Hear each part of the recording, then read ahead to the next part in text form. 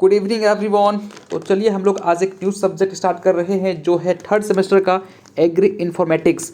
मैं आपको बता दूं कि ये सब्जेक्ट जो है वो आपको कंप्यूटर से डील कराता है और आपको मैं यहाँ पे कंप्यूटर नहीं पढ़ाने वाला। वो आप ऑलरेडी स्कूल में और आपके कॉलेजेस में पढ़ चुके होंगे और आपको एग्रीकल्चर में बस बेसिक नॉलेज चाहिए कंप्यूटर का। सो आई होप आपके पास होगा। तो मैं आपको बता दूँ कि ये सब्जेक्ट को किस फॉर्मेट में पढ़ाऊँगा आपको।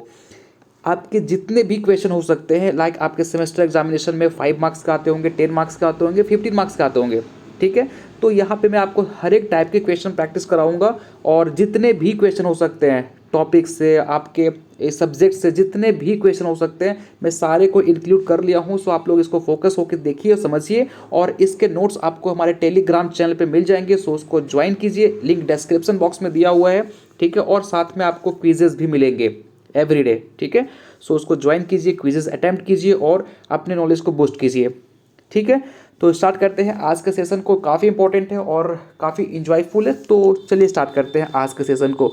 सबसे पहला क्वेश्चन जो कि कई बार पूछ लिया जाता है, आपको पता है ये क्वेश्चन बच्चों का है बट कई बार पूछ लिया जाता है, what do you mean by computer. क्योंकि हम लोग स्टार्ट कर रहे हैं तो सबसे पहला क्वेश्चन ऐसा आ जाता है, तो उसको देख लेते हैं ना। सबसे पहला है what do you mean by computer. एक 4 क्लास का बच्चा भी बता देगा। आई होप इसको आप आंसर कर सकेंगे। List few input and output devices. देखिए आप जब भी ऐसे क्वेश्चन को अटेम्प्ट करते हो ना तो कंप्यूटर का तो डेफिनेशन पूछ ही रहा है, साथ में ये बोला है आपको कि कुछ इनपुट डिवाइसेस और कुछ आउटपुट डिवाइसेस का आप लिस्ट बनाइए, ठीक है। तो इस कंडीशन में आप थोड़ा सा स्मार्टली वर्क करेंगे। आप क्या करोगे, ऐसा बिल्कुल भी नहीं करोगे कि भाई कुछ बोला है इनपुट डिवाइसेस का नेम लिखने के लिए तो हम लिख दिए OMR, OCR, touch pad, light pen. ये बिल्कुल भी नहीं करेंगे आप क्योंकि थोड़ा एडवांस चले गए, थोड़ा सा आप सीनियर हो गए, तो आप क्या करेंगे, पहले इनपुट डिवाइसेस का जो डेफिनेशन है उसको लिखेंगे, देन उसका एग्जाम्पल लिखेंगे, फिर आप आउटपुट डिवाइसेस का डेफिनेशन लिखोगे, फिर उसका एग्जाम्पल लिखोगे, ठीक है। तो ही जाके आपको एग्जामिनर अच्छा मार्क्स देगा। तो चलिए हम लोग देखते हैं what do you mean by computer, ठीक है। मैं सॉल्यूशन आपको दे रहा हूँ बट ये सिर्फ समझने के लिए, आप इस पर डिपेंड नहीं रह सके, ठीक है। आप क्या कीजिए, अगर आपके पास इससे बेटर सॉल्यूशन है तो आप उसको प्लीज़ फॉलो कीजिए, ठीक है। मैं सिर्फ समझने के लिए यहाँ पे एक फॉर्मेट लिया हूँ, ठीक है।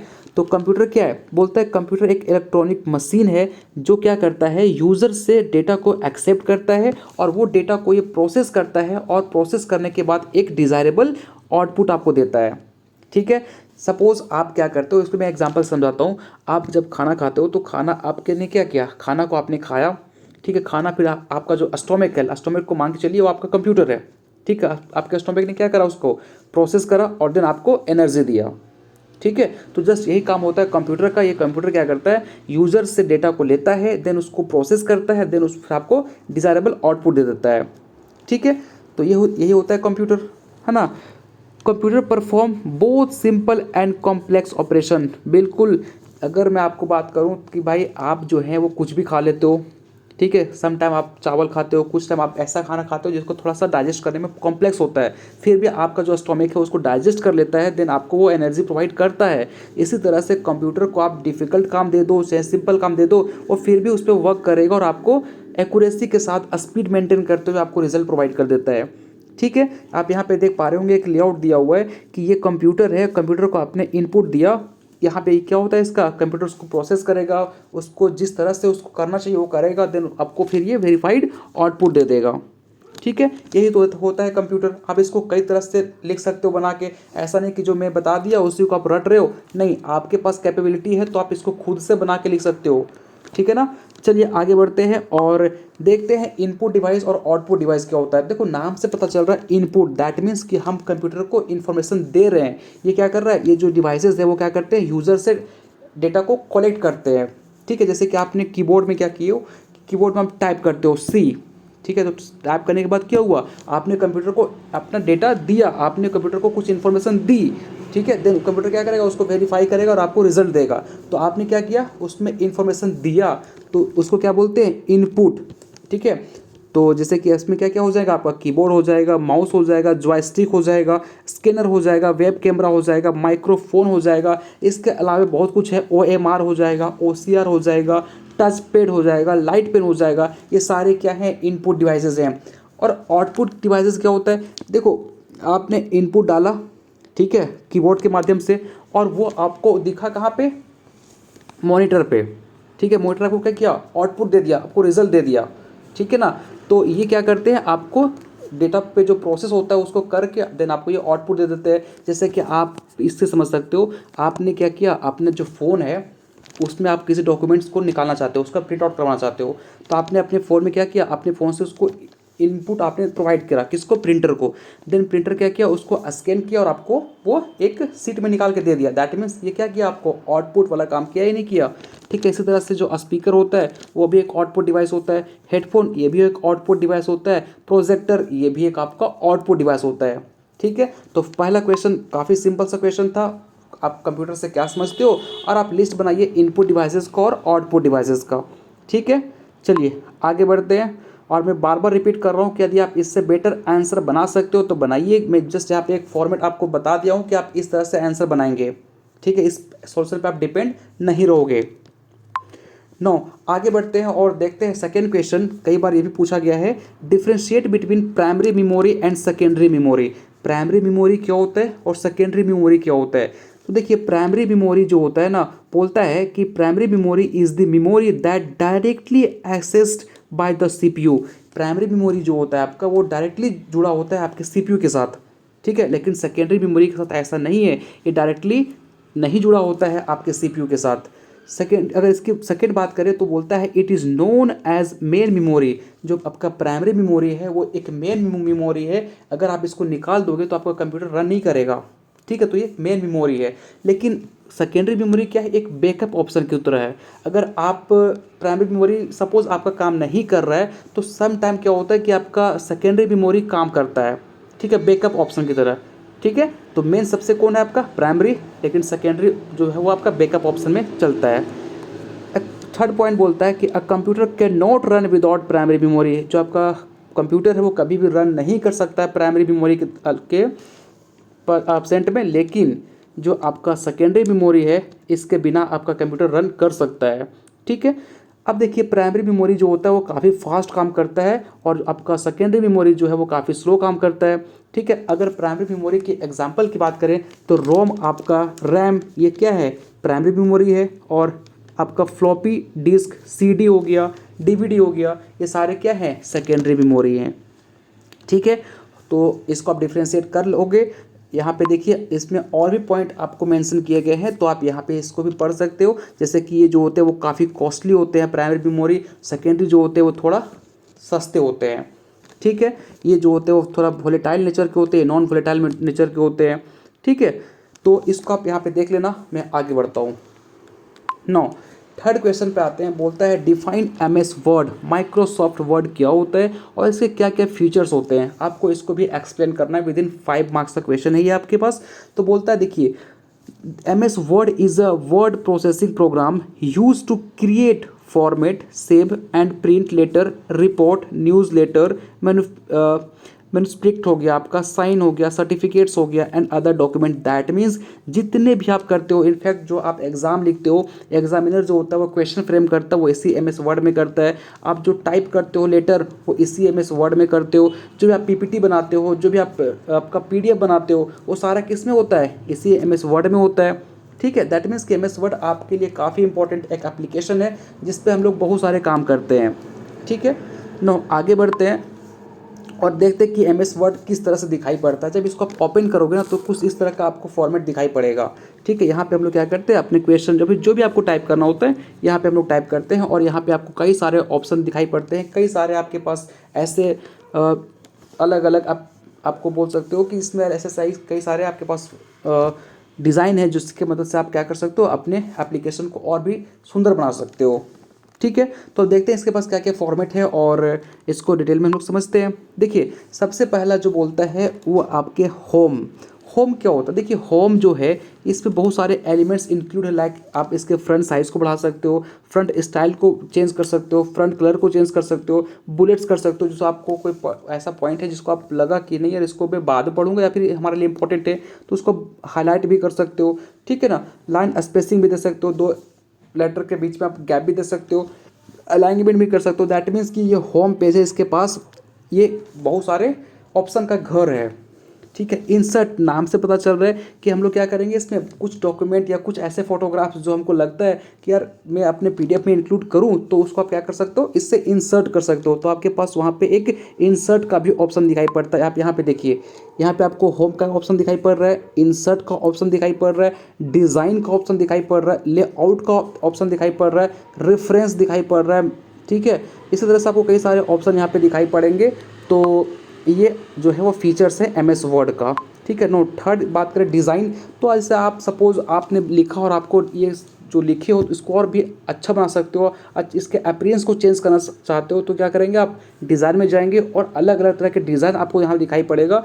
तो आप जो लेटर लिखो, जो वर्ड लिखो, जो सेंटेंस लिखो, उसको भी आप डिज़ाइनिंग कर सकते हो। ठीक है ना, तो ये आपको डिज़ाइन में मिलेगा। नो, पेज लेआउट की बात करें तो यहाँ पे आप कॉलम, ठीक है, जो आपका मार्जिन हो गया, ओरिएंटेशन हो गया, स्पेसिंग हो गया, आइडेंटिफिकेशन हो गया, इस सारे को आप इम्प्रूव कर सकते हो। ठीक है।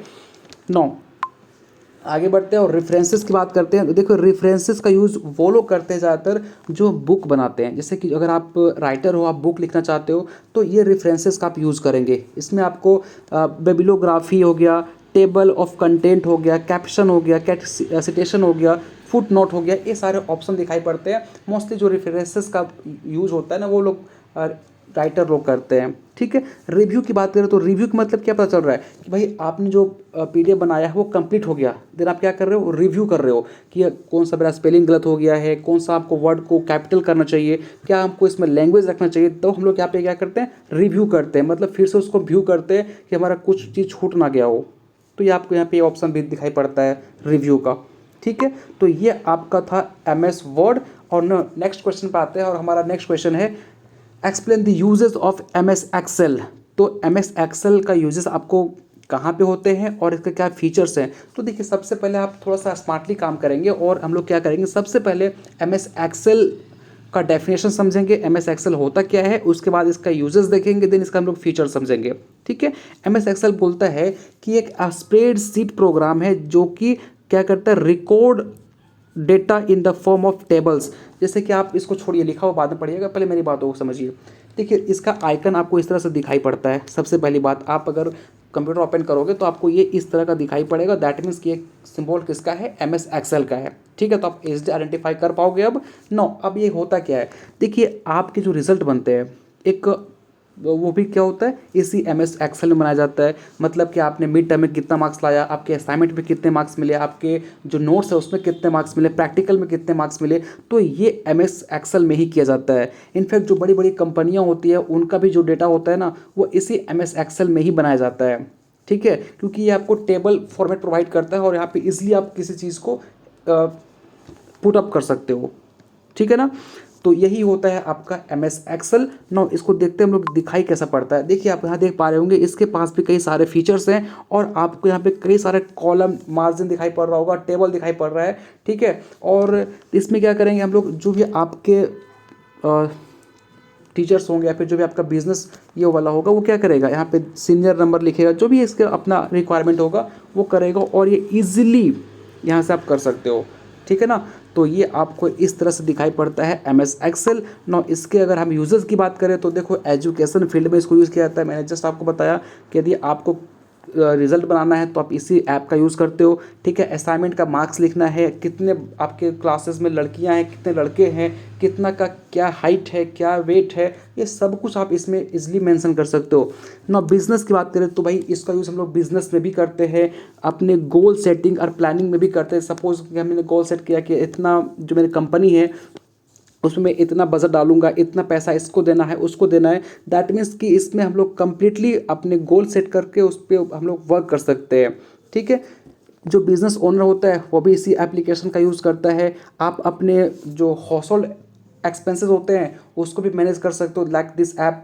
नो, अपने डेटा एनालिसिस भी कर सकते हो इस एप्लीकेशन के माध्यम से और आप डेली प्रोग्रेस रिपोर्ट भी बना सकते हो कि आज मेरी कंपनी इतना मेरा मुनाफा हुआ, इतना मेरा लॉस हुआ। तो आप इजीली इस एप्लीकेशन से बना सकते हो। अपने कैरियर का डेवलपमेंट भी कर सकते हो। दैट मीन्स कि आपने अपने कैरियर में ठीक है, कितना जो आपका सपोज़ कि आपने 12th किया 10th किया तो उस पर आपका इतना पैसे खर्च हुए, ठीक है, इतना आपके सेमेस्टर में गया, तो ये सारे चीज़ आप यहाँ पे दे सकते हो।